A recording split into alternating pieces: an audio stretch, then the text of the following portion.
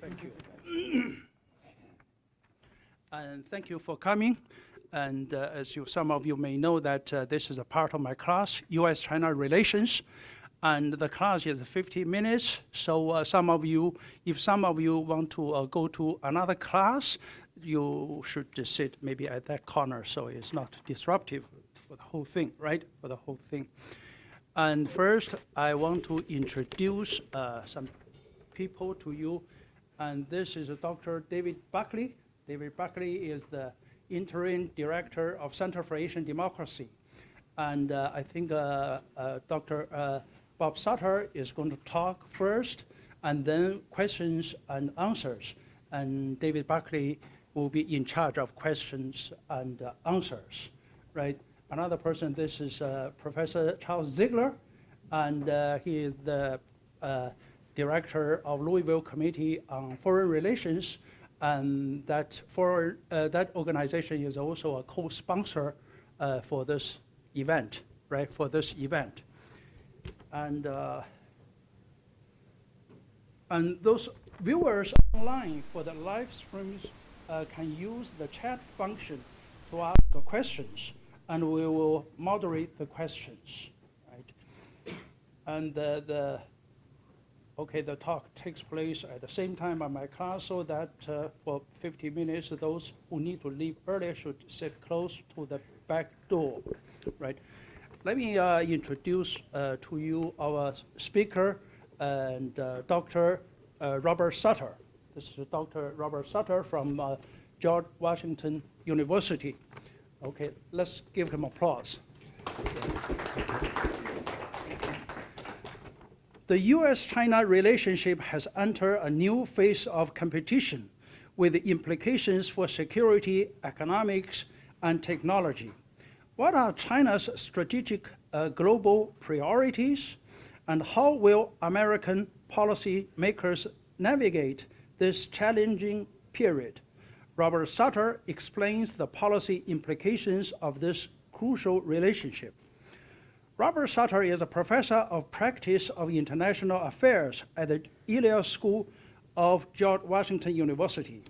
He has served in the U.S. State Department, the National Intelligence Council, and the Senate Foreign Relations Committee.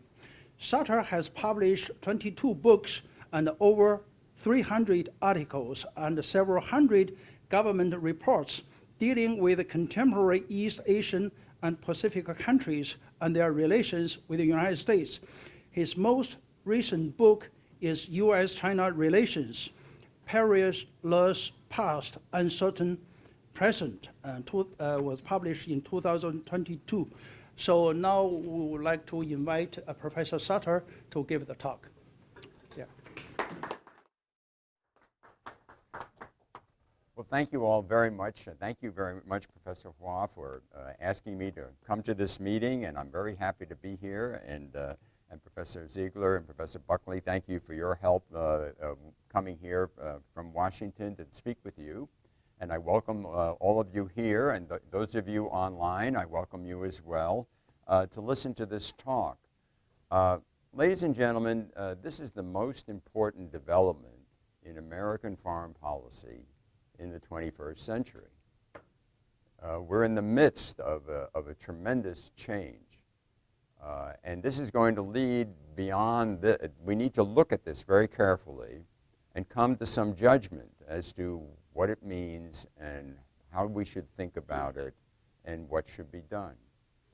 And so it's a serious talk that I have here, and it's something that I've been working on for over 5 years, because what I found is that people in other parts of the United States didn't understand what was happening in Washington and why it was happening. Why was this enormous change taking place? You know, I got my PhD in history and East Asian languages a long time ago. And the whole emphasis of that effort was to understand China better. Understand China. And now that has changed. And the idea of understanding, yes, understanding China now means something quite different. And it means understanding the sinews of power and how they're using this power in ways that are seen very negative for the United States. And so that's very different. Why did this happen? So I'm going to look at the determinants and briefly touch on the evolution of it and look at the implications of it, what this all means. And if there's time, we're now in the midst of a standoff on Taiwan. What does this mean for Taiwan, this flashpoint? So this is all very sobering news. I teach a lot at George Washington University. The students there generally don't like this kind of a talk. They tend to be put off by it because it seems so negative. And they want to make things better. Maybe you're the same. And maybe you want to make things better. But it's going to be hard. That's the point I'm getting at. It's going to be hard. And so that's the point I'm making today. So let's take a look at where did this come from? And because it really did seemingly come out of the blue. Now the Chinese practices, the Chinese government practices, the party state of China, that's the focus of American concerns. They challenge the United States in a host of ways. But for many years, the U.S. government didn't pay much attention to that. They focused on the relationship. They very much wanted a constructive relationship with China. And so these various elements were known to some degree, and they were put aside. They're secondary. They're not that important. But eventually, this led to a point where the American government decided they needed to really shift. And this happened in the Donald Trump administration. And in 2017, in December, they came up with a national security strategy. And that strategy was premised on something that hadn't been seen in about 50 years. This is a very Cold War type of strategy. The target of American concern was China, number one. China had never been the number one national security challenge of the United States. Now it was. And behind them, next to them, was Russia. These two were the big challenges. So this change laid out a strategy for dealing with that. And it was a very coherent strategy, but it was extremely negative in dealing with China. They were a danger. They were the threat to the United States. And so what we find is that public opinion didn't pay any attention to this. The mainstream media didn't pay much attention to this. It wasn't important from their point of view. And so, well, what did happen? Congress did pay attention to this. In the Congress, majorities of both Democrats and Republicans looked at this strategy, looked at what China was doing, the challenges coming from China, and said, basically, yes, we agree. This is very dangerous for us. And in the middle of 2018, Congress takes a while to do what it does. They had hearings in early 2018 and so forth, but in the middle of 2018, in August, they come up with a new law, a National Security Authorization Act that says we need a whole-of-government effort to deal with these China challenges. It's not a security challenge. It's not an economic challenge. It's all sorts of challenges. That's what's needed. China it's that kind of a situation. So they did that, and there was some follow-through with the Trump administration of their policies. The trade war ensued, as we all know, and there were differences on other issues as well. But the emphasis on this diminished. There really wasn't a lot of emphasis on this. Very few in the media paid much attention to this.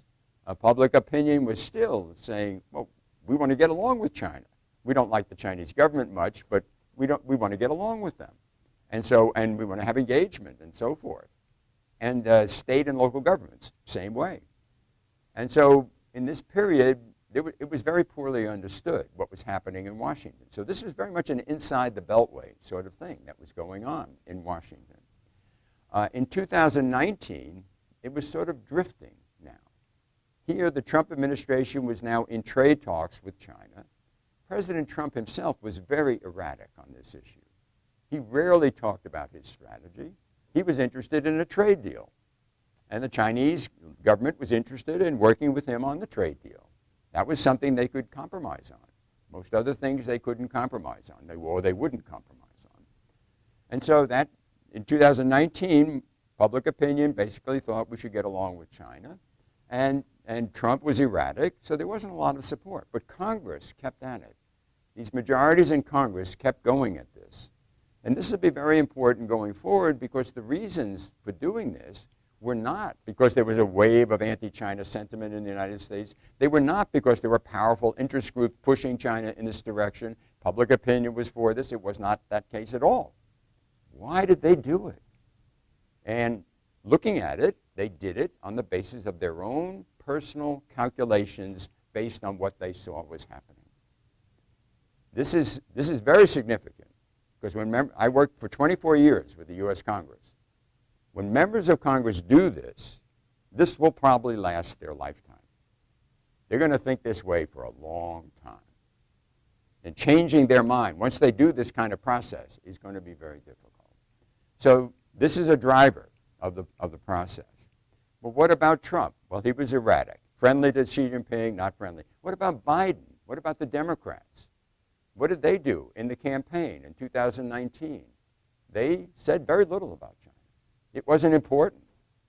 Biden was asked repeatedly, sir, what do you think about China? Is it a danger to us? What do you think? And he'd say this repeatedly. He says, oh, don't worry about China. We're much more important, much more powerful than China. I don't worry about China. Do you? That was his answer.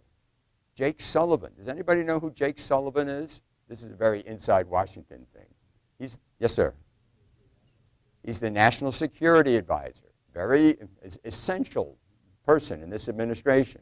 And he was Biden's National Security Advisor earlier. And in this period, in 2019, this is what he said. He said, the American people don't care about China. Why should the Democratic candidates care about China? Very different. So what happened? Well, what happened was COVID. COVID hits the United States with a vengeance in March of 2020. And then there's a big debate between Trump administration people and the Chinese leadership over who's responsible and so forth. And public opinion then shifts dramatically against China.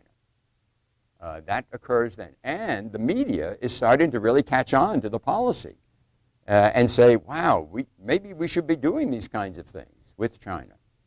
We should be countering these challenges coming from China. So that was the situation until the end of 2020, a real crescendo of anti-China feeling by actions by the administration and the Congress. 388 bills were introduced in the latter part of 2020 critical of China in the Congress. So Mr. Biden comes into office, and what is he doing? He had to adjust his position and be tougher during the election. Was he going to stick with it? The Chinese government up to this point had felt optimistic about Mr. Biden, and they would always, until the very end, they were optimistic about Mr. Trump. They thought they could make a deal with him and not have to make any significant changes in the challenges that they were posing to the United States. And that didn't work out, but Biden came in, they were hopeful. Remember, he was the vice president under President Obama who valued the relationship with China greatly. So maybe he would be easy to deal with. It turned out, and this is something I don't know why, it was a remarkable change. His policy then became very in line with the congressional majorities. Very tough on China. And tough for a reason not ideological. There is some ideological aspect to it, but not a big element. It's because of what the Chinese do. Chinese government state is doing. The behavior of that. And those are the challenges. And so the upshot is he proceeded, and he was much more systematic, much more organized, and unlike Mr. Trump, he wasn't America first. He said we need allies and partners to work with us on this issue. We can't do this by ourselves. And so he reached out to allies and partners and build various networks that would be helpful in countering China's approach. At the same time, he reached out to the Chinese government after a while, and they had a meeting with a virtual meeting with Xi Jinping later in the 2021. where Biden appealed to them to say, look, we're going to have acute rivalry with you. We want to make sure it doesn't lead to war. Let's start talks to set up a guardrails in the relationship so we don't, the tensions don't spill over and start war. That was his approach. So this raises, so what we see now is this evolution of this in the Biden government. It's strengthening over time. Why is it, what's so urgent about this? What's so needful? What are the challenges? These are the things that I think I'd like to explain to you in a little more detail. These challenges, because I think it's very important in determining why is this happening. Number one, there were three sets of challenges. There were all sorts of challenges coming from Chinese behavior. But you can put them together in three clusters. One is the security challenge. And the main one here is that the buildup of the Chinese military is threatening the United States' interests in Asia, threatening U.S. allies and partners. They want to change the balance of power in the region. They want to neutralize the U.S. alliance system, and they want to dominate Eastern Asia. And if that were to happen, the United States would see that as a direct threat to the United States, as they did Imperial Japan when it did that in just before the Second World War, or Adolf Hitler when he did that, threatened that in Western Europe in the beginning of that period. Those two areas of the world are seen as fundamentally threatening to the United States if they're in the hands of a hostile power. The second area of concern is economics. And this one, the actions of the Chinese government are seen as very reprehensible from the American point of view. In the previous one, the military race with China is a fairly overt sort of thing. This involves the economic things involves all sorts of secret and underhanded ways of dealing things from the American point of view.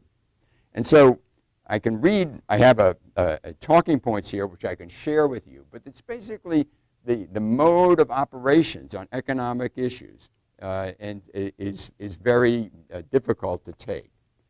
And this is, for example, Beijing pursues state-directed development policy that plunder intellectual property rights, undermine international competitors, and having an increased impact on the United States and Western interests. It does this with hidden and overt state-directed economic coercion, egregious government subsidies, import protection, export promotion, using highly protected and state-supported products to weaken and often destroy foreign competition in key industries. And on the basis of their success in this area and the wealth that they have accumulated, they are now seeking the dominance in the high technology industries of the future. And if they succeed in that regard, the United States, now the leader in that area, will not be the leader. They will be second to China. And the militaries of the world are so dependent on high technology that China will be the dominant military power. The third cluster has to do with governance. And here, what does China want in this government? More than any other major power, Beijing leverages economic dependence, influence operation, including elite capture and control of important infrastructure to compel deference to its preferences. It's really remarkable. Using leverage like this is unique to China in the degree that they do it.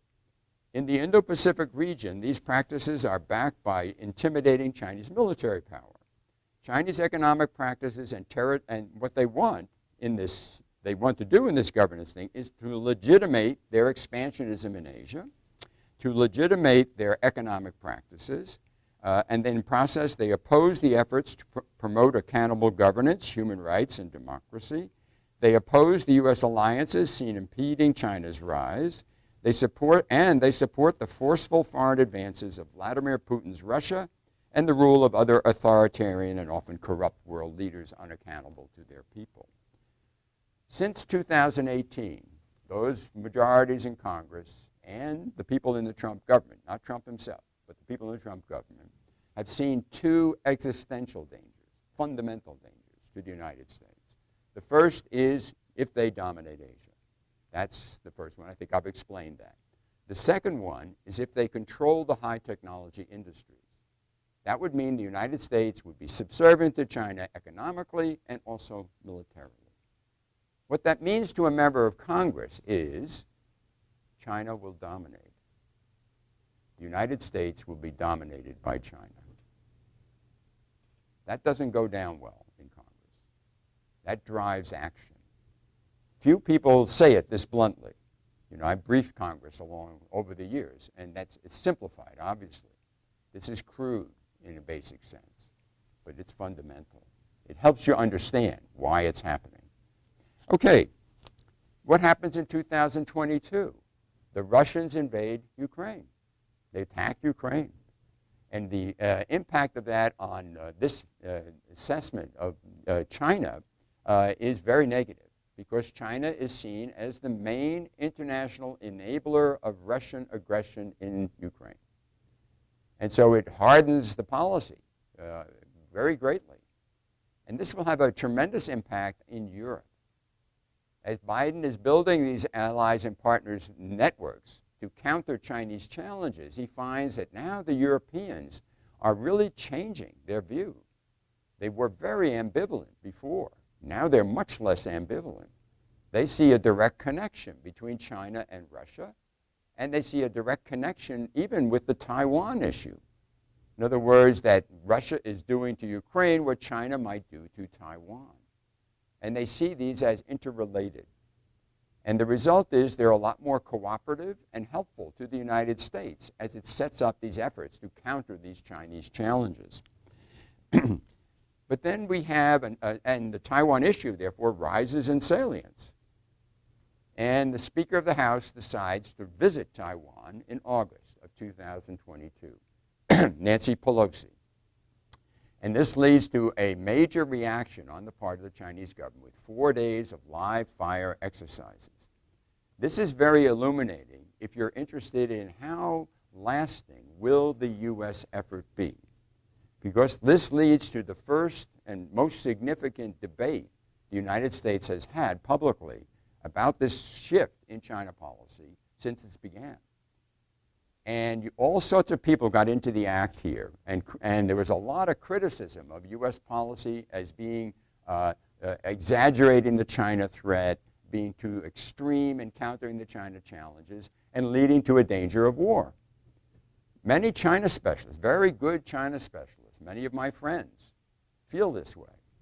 They feel this. They feel that this is wrong, and it should be changed, and we need to reassure China. But those who have been through the policy process over the years have said, we've been trying to reassure China for 15 years, and they've taken us to the cleaners. They took gross advantage of this in the South China Sea, on economic issues, on theft of property, on theft of public goods, of public records, all sorts of things. And so they said, we're not doing that. And the result was, what did Mr. Biden's administration do? They got tougher on this issue. They reinforced the support for Taiwan. The Congress sent delegations, more delegations to Taiwan, and reinforced the support for Taiwan. And then this is what happened. $600 billion of legislation passed, which was designed to counter China.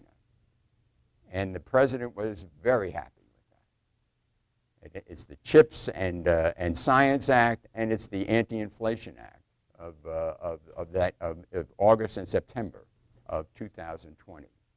And then the administration went further in the fall, and they said, and now we're going to cut China off from the advanced computer chip technology that the United States controls. And they did. And that hurt. All of these things hurt.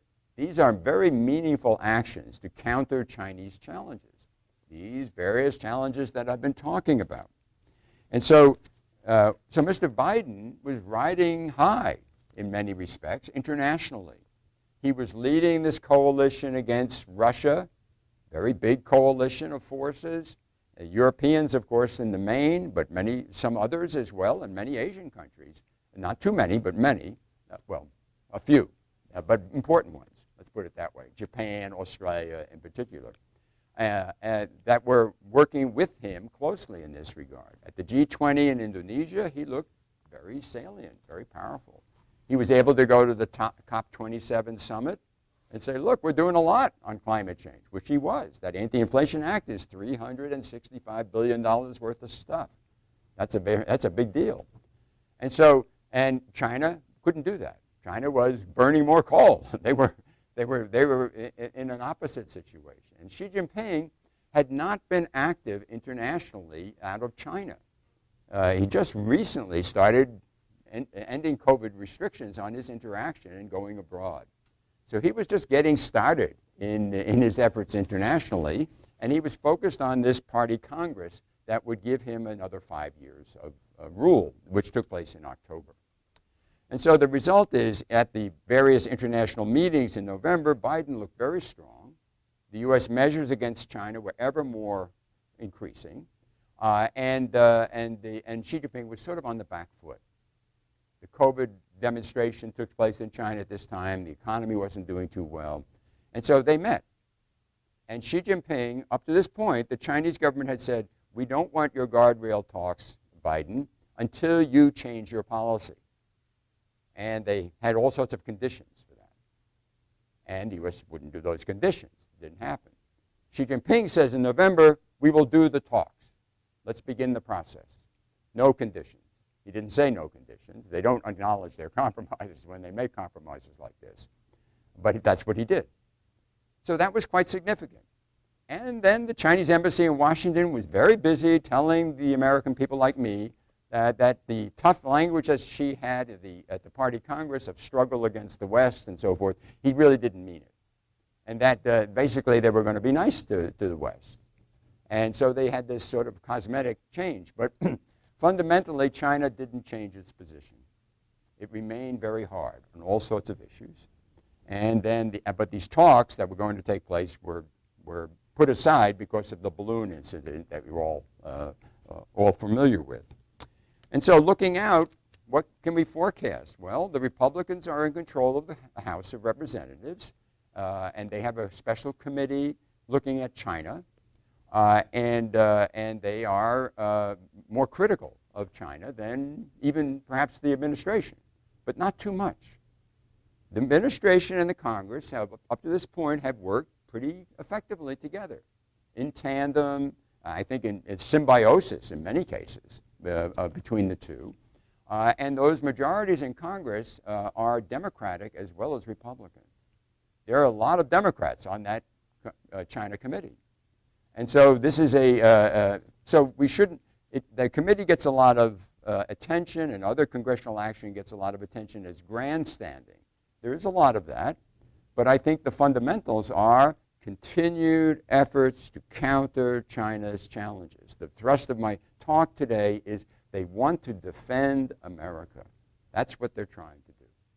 And this is leading to these difficulties in the relationship for sure.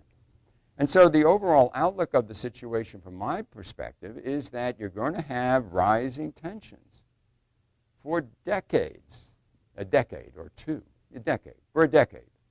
The Chinese government has advancing its interests very actively, really a headlong effort to advance its interests in the way it does business.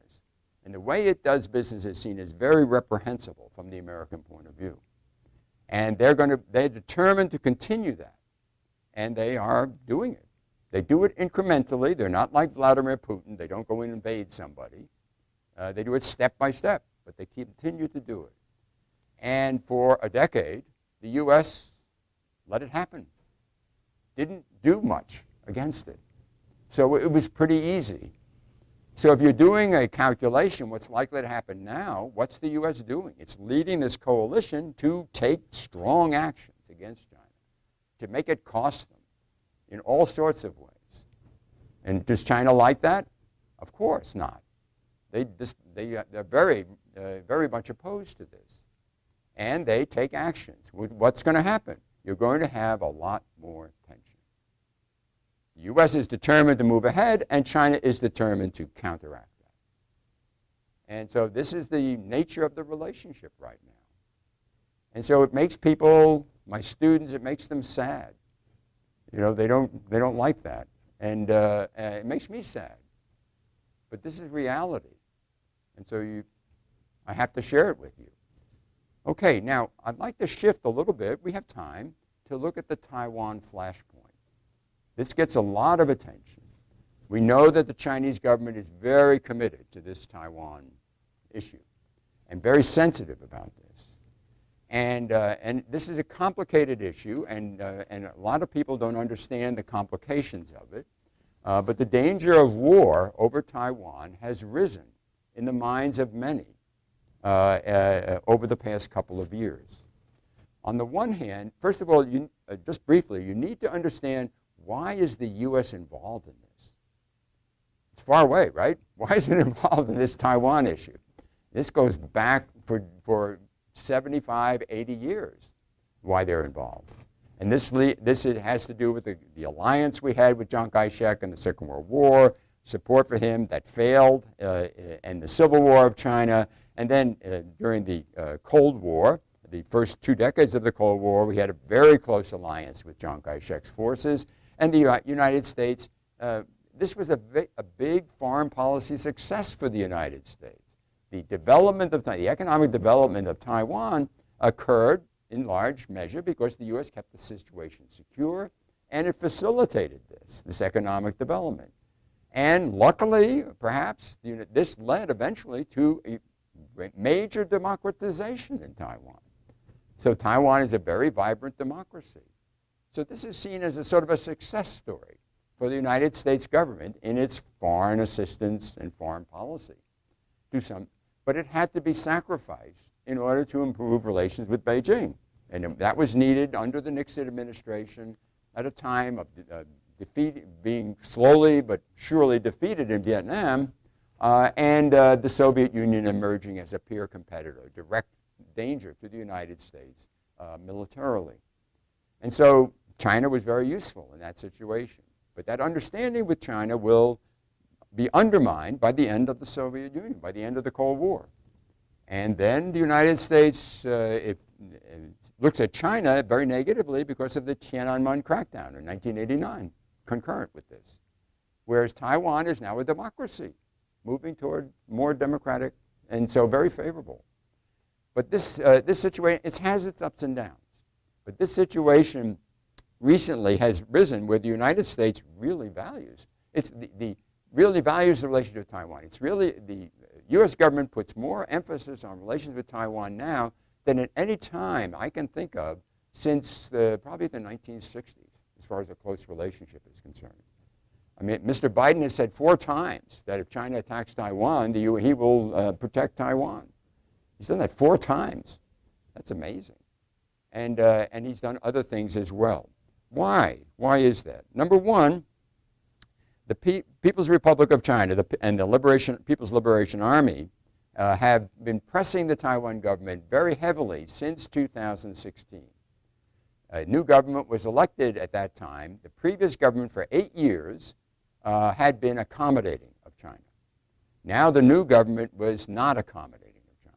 It wanted to preserve the status quo, and it definitely doesn't want to do more in the direction of the previous government. And Beijing opposed that, and they took action. They didn't take direct military attack action, but they took all sorts of pressures diplomatically, economically, and politically. This continued, and this was not a big issue for the Obama government. They didn't make this a big issue. But it was obviously an issue from the United States point of view later on. And as the U.S. strategy toward China changed dramatically in late 2017, now Taiwan's importance was very higher, much higher. And so this kind of action that Beijing was doing, it was changing the status quo. And so the U.S. says, we're going to change it back by giving more support to Taiwan. Secondly, Taiwan, the U.S. needed a military strategy to deal with this China danger. And they came up with one, and Taiwan was essential, given its central location, right along the rim of China. Absolutely essential to that strategy. So the profile of Taiwan rose a lot with this rising tension with China. Economically, the chip manufacturing capacity of Taiwan was enormously important for the United States. And so that was another element. And then there's just a free country, a free democracy, free enterprise type of government. This kind of approach, they're a natural ally of the United States in these arguments of authoritarianism versus democracy. So for all these reasons, the United States gave a lot more attention to Taiwan, and Beijing didn't like it. This is part of the countering these Chinese challenges that the U.S. is doing. Chinese putting all this pressure on Taiwan, they're pressing back, and the friction is rising. And so we're in that kind of a situation. And so what analysts do is assess the situation, and what you find is that, like I said back in the debate of 2022, the arguments are that the U.S. has been excessive in its approach. The U.S. is unreasonable, it's excessive in looking at the danger from China. It's excessive in hardening its policy toward China. And it needs to avoid war. And therefore, it needs to reassure China on Taiwan. And that argument just doesn't get political traction in the policymaking circles now. And so you find other arguments. We need, the arguments on the other side says what we need to do is strategic clarity. Not to be ambiguous about our support for Taiwan, but be very explicit. But that would probably end the one China policy of the United States, which has been in existence since the normalization of relations with China and the ending of official relations with Taiwan in the late 1970s. That would be a big, an end of a useful framework that provided a sense of guardrails in dealing with this issue, if that were to happen. So the Biden government hasn't done that. They haven't changed that. They still have this framework of a one China policy. The Chinese government sees that as duplicitous, that the United States is actually not doing that, but is doing bad things for China. And of course, someone like me would say, welcome to the club, China. That's what you do to us all the time, you see. So, but I'm not going to say that. I'm just going to suggest that. But the point here is that they have a point. They're right. The U.S. is doing this. And so this could be very dangerous. So then you have to look hard. Will China attack Taiwan? You have to assess that carefully. And will the efforts of the United States, ambiguous as they are, be sufficient to keep the situation from going to war? And there are lots of factors that I would put out here for your consideration, because I think the Biden government, in conjunction with Congress, is following a course that will work and avoid war, for now at least. And the first thing is this ambiguity about the one China policy. You keep it ambiguous. You don't have to have strategic clarity. What good is that going to do, except it's going to make Beijing more likely to react hostilely in an already tense situation? Why exacerbate the tension now? You don't need to do that. The second thing is to watch Chinese behavior in dealing with the United States. Chinese behavior, the leadership's behavior in dealing with the United States, very critical of the United States, but it doesn't take the actions against the United States that it takes with other countries. It's much more willing to employ military coercion against these other countries. They avoid that with the United States. They don't want a conflict with the United States militarily. They recognize that would be an absolute disaster for them. Their economy would be in a shambles. The basic sinews of their control rest heavily on the success of their economy. And so this kind of thing is something they have avoided. The U.S. controls the sea lines of communication, even as we speak. They still control this. That would be very devastating to China. And so they don't want to go there in this sort of thing. And, until very recently, they rely heavily on the technology they get from the United States. And that would be embargoed if there is a conflict with China immediately. And so they don't do that. There's another element here that's worthy of consideration. And that is the Biden government, in their inimitable, steady way, have been building up deterrence measures against China. They're strengthening the Taiwan forces, helping to strengthen them. and that's helping the situation. They have achieved good results there.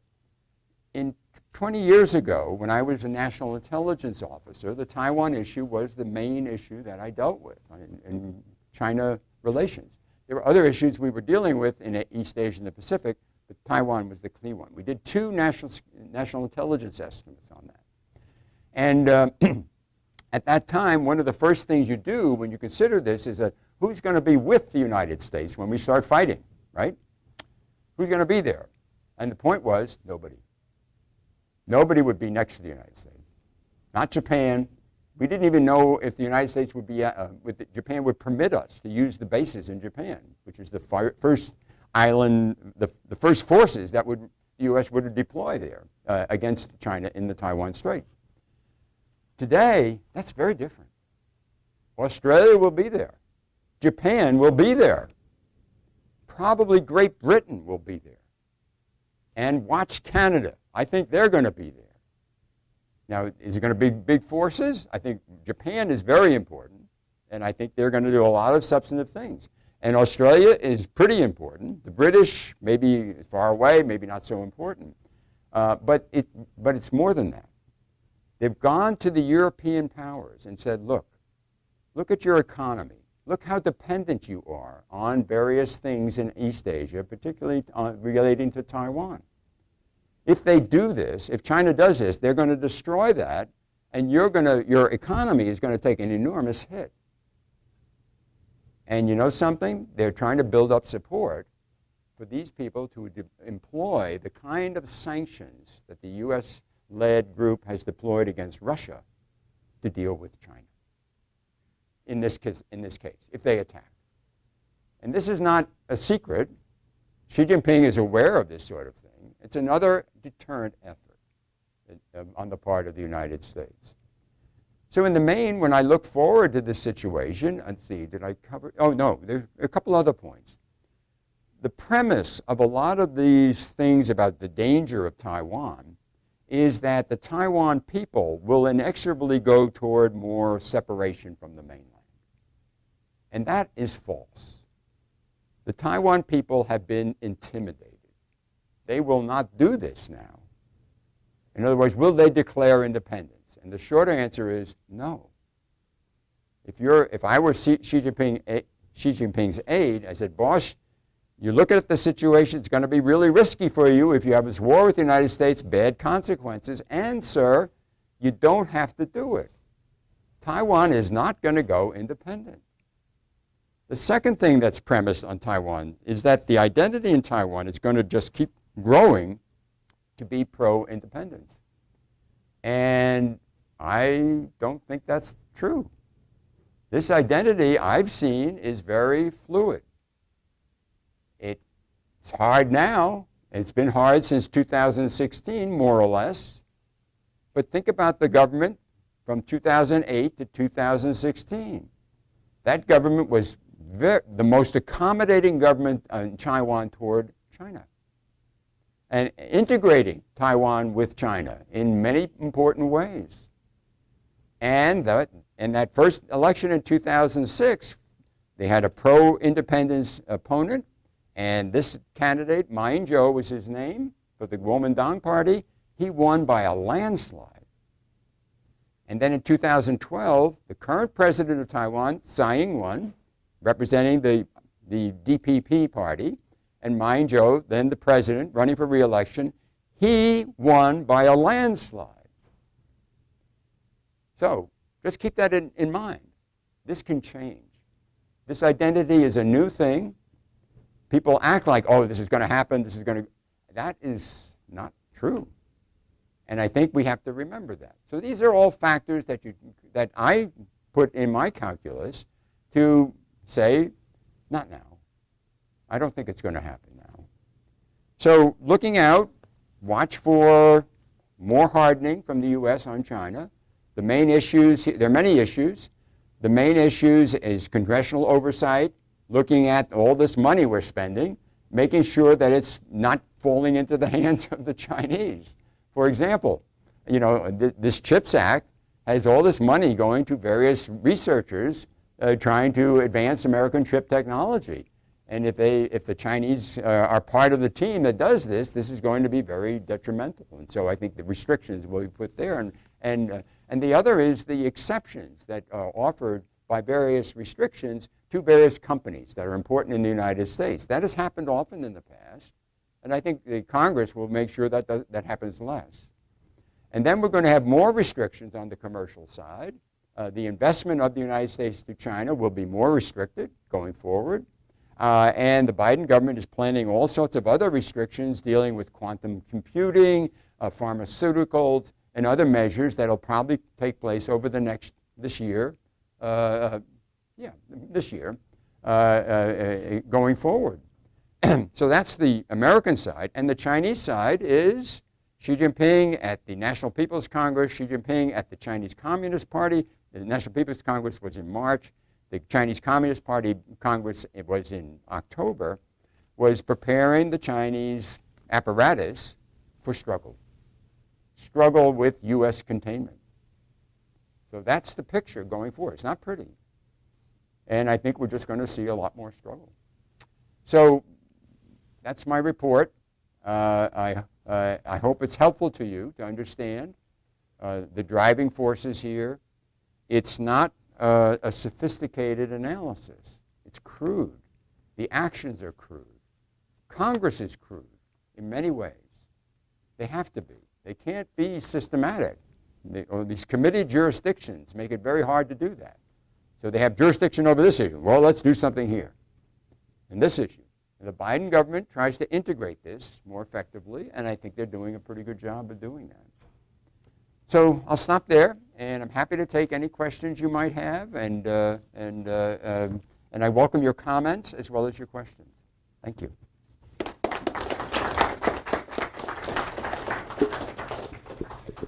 Great, thanks so much. Maybe we can get started actually with a question from online, because it's been in the chat, and that can give us in the room a chance to think about our questions too. So a question from Tori Dahl online. Following up on economic influence in China's efforts to wield it, especially through the Belt and Road Initiative. Her question is about how the U.S. has responded in general to that in this more confrontational period, and particularly looking at Africa. Recently, Vice President Harris, for example, took a trip to Zambia that was partially structured around responding to China in the region. So how, in general, do you see the U.S. Responding economically to initiatives like Belt and Road in this new period? And in particular, how does Africa maybe factor into this story? The U.S. is on the defensive, on the back foot on this one. China has come up with this initiative, the Belt and Road Initiative. It has a lot of support in various, the so-called global south. A lot of countries benefit from this, and they continue to pursue it. So to change that, it's going to be difficult to do that. And I don't think you're going to be able to really remove it at all. I think what you can do is counter it in various ways, and that's underway. Talking about the shortcomings of it, there are a number of countries that have reevaluated their approach to the Belt and Road Initiative, and that the United States is trying to build up a capacity among the United States, Japan, Australia, and countries in Europe to have a group that will give alternative financing. So people won't have to rely heavily on the Belt and Road Initiative. And so that probably will work pretty well, particularly if countries like Japan, Japan just recently promised $75 billion of this kind of help for the next 5 years to mainly Indo-Pacific countries. That's just one example of this.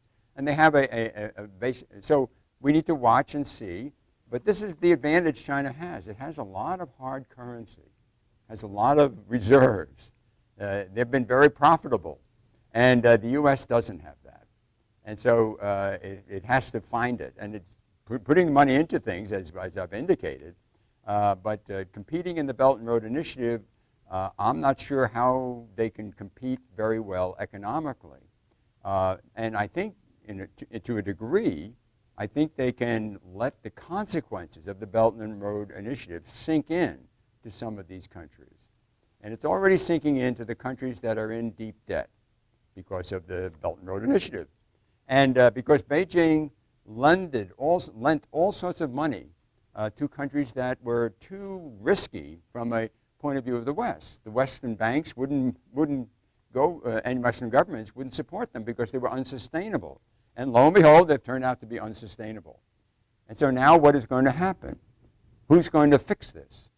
And often people look at the IMF, and they're going to fix this. But you need debt reduction. You need to say, okay, the people that gave you the money, they're going to lose some money. We'll cut your debt to be 60% of what it is now. So you can make your way out of, this government state can work its way out. That is the standard practice of the Paris Club and other Western groups that do this sort of thing, and the IMF. But Beijing won't do that. Beijing, what it does, it cancels very little debt. What it does is just extend it. And so they're still in that stage of extending this debt to places that aren't creditworthy. So there'll be a day of reckoning for various countries. I'm not sure when it will happen, how it will happen. And the United States can certainly take advantage of that as it happens. And so, but for now, I don't think the U.S. has a lot of resources to devote to this. And so China will have an advantage for the time being.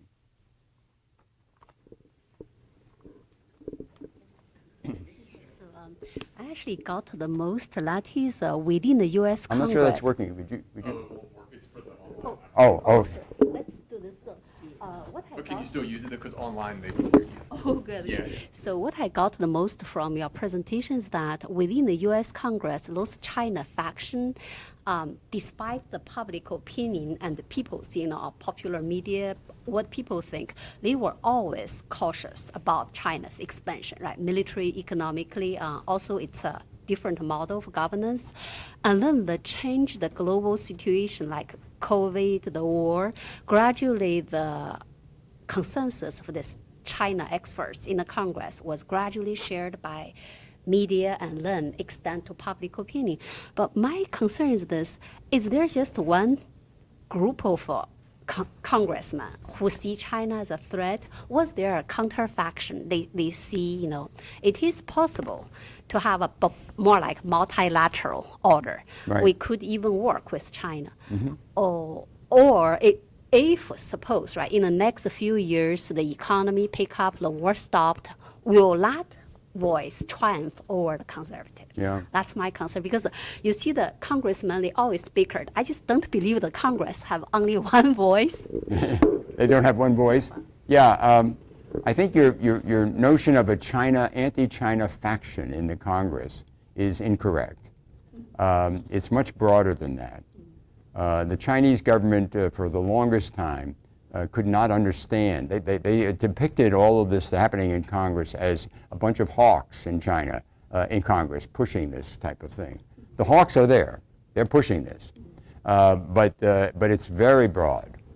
And if you look at the people who are most active in this sort of thing, they're people that we used to call moderates.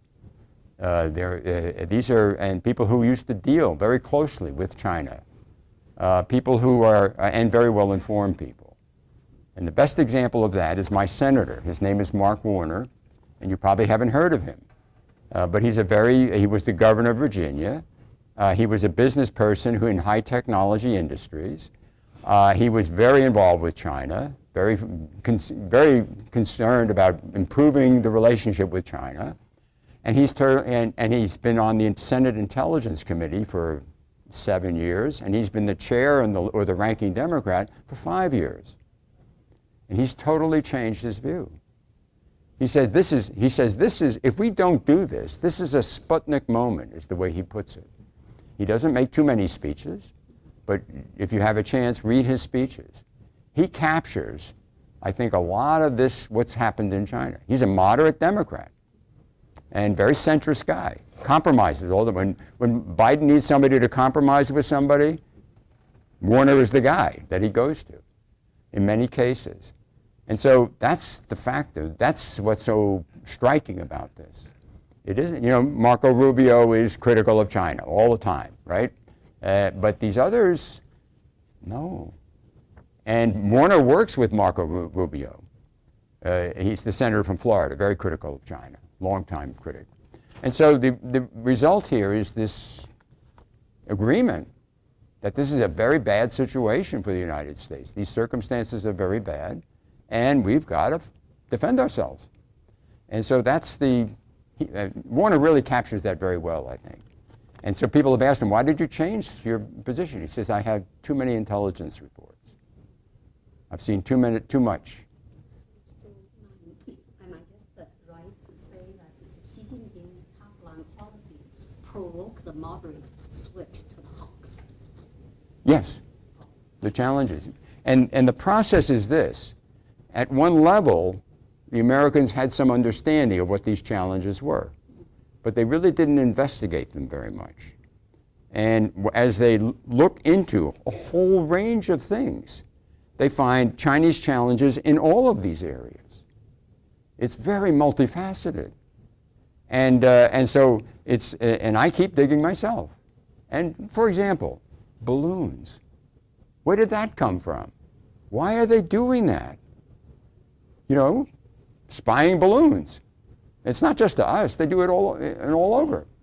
They have a lot of money, and they, being the authorities in China, have a lot of money, and they're putting a lot of effort into these things across a whole range of areas, which is very negative from the American point of view.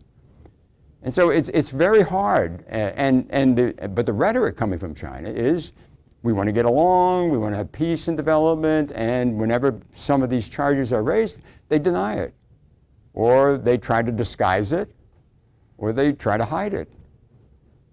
So this is a very, very difficult challenge to deal with, if you see what I mean.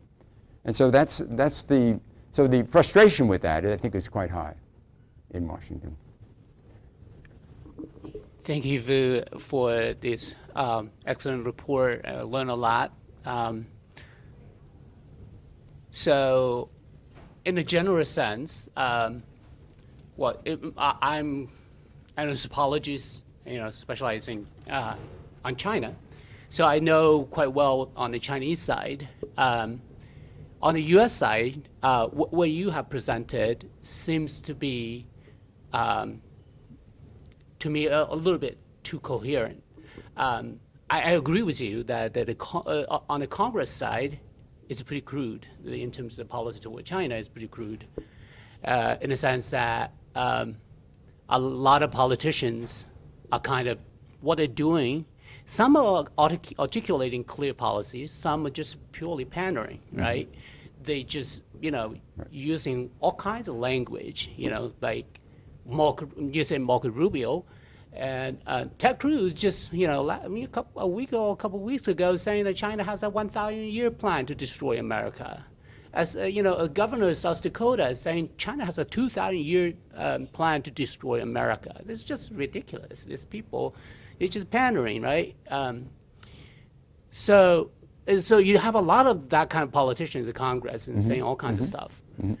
And they get a lot of publicity. Yes. You get a lot of attention for that. That's right. Yeah. So what I'm curious about is on the executive branch, how their policy toward China is formulated. You have mentioned, Biden said 4 times he would defend Taiwan. That's a marked shift from, like you mentioned, the current status in terms of foreign policy is still strategic ambiguity.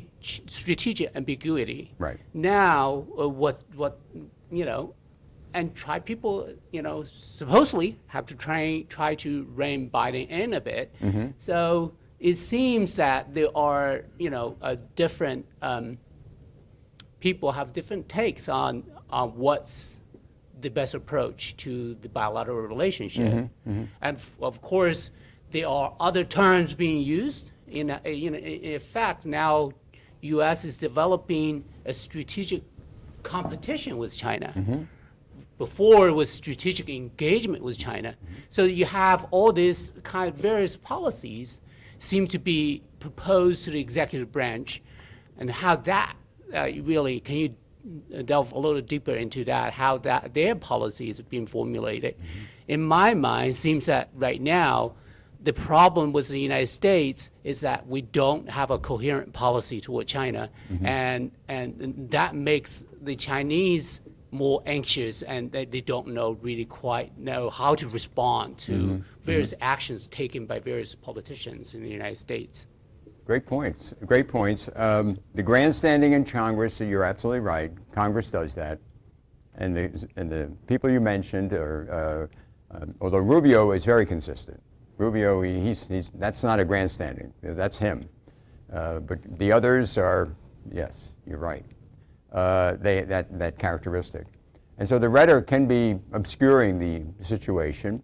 But when in doubt, look at the strategy. They have a national security strategy about China. I think they're doing what they said they were going to do. It's there. It's laid out very clearly in what they're doing from the administration's point of view. Congress doesn't have that kind of a strategy. Congress doesn't do strategy. But I think Congress is basically in agreement with that. Those majorities in Congress, not everybody in Congress, majorities in Congress. The point earlier that there must be people that will speak out against them, no, they don't. It's not there. I mean, I'm sure there are people that feel differently about this, but they don't speak out. It's an amazing, it's that kind of an issue. And so, so the point I'm getting at here is just that I think there is a great deal of coherence in the approach. We're with an administration that's very well organized and very systematic in how they're going about this, which is, I think, very dangerous for China. And I think they understand that. This could be very effective and hurt them. It's already hurting them. And so this kind of thing. And then on the Chinese side, they complain they don't understand the policy. For the longest time, the public discourse in China said this about Congress. They said, "Oh, it's just a bunch of hawks." It's not. I did an interview with the South China Morning Post, which is these days is a little bit more leaning to China, and I made the point in 2019 that Congress is moving in this direction. This is where it's going, and so they published remarks from the interview, but the segment that said China was unified on this, they wouldn't publish. And I was told it's because the people in the South China Morning Post checked with their superiors, and they said, no, it's just a clique. It's not uniform. So the Chinese discourse has led the Chinese people for a very long time about this issue. And they didn't want to get real about it. And so it's too bad. But that's a feature of when you have a controlled media, that's what happens. And after a while, sometimes people believe it. And so, and then they get surprised. What is the policy? As if the Americans did. No, it's been this way for 4 years. And so yet they wouldn't publish it. So that part. It's just a very minor example. But that myopia that comes from guidelines that you get from the authorities. And they have some guidelines that they have to worry about. So.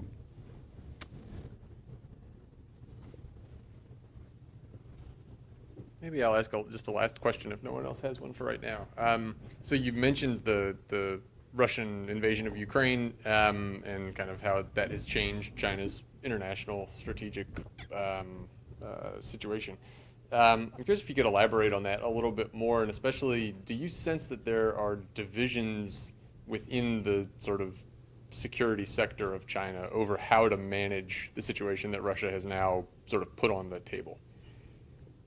Yeah, the impact of the Ukraine situation on the United States was, as I said, it deepened this sense of the need to counter the challenges from China. It made that stronger.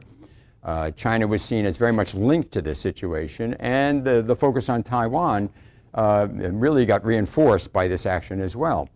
And the Europeans shifted their position on this as well. So that all of those took place. And they were negative from China's interest point of view. And one assumes that there would be some people in China who would argue that maybe we shouldn't be doing this. And of course, Mr. Putin's record in Ukraine hasn't been too good as far as the capacity of and the strength of Russia is concerned. And so you could argue that people in China might think that way, but I don't think there's much evidence of this. And Xi Jinping has a lot of control in China, and this is a very sensitive issue for him. And he's reinforced this sentiment by having his summit meeting with Putin in March of this year. He just said all this stuff has happened over the past year, and he doubled down his support for Russia. So if those people in China exist, they're not having any sort of impact as far as I can see. And it argues it's very consistent with Xi Jinping's emphasis on continued struggle, the need for struggle with these adverse international circumstances. And Russia is a partner in the effort that China has in this struggle. And I don't think they're prepared to break that apart at this point. All right. Well, thanks to everyone, both here in person and also online, for being with us here for this discussion today. And maybe one more time, we can thank our guest. Thank you very much. Pleasure.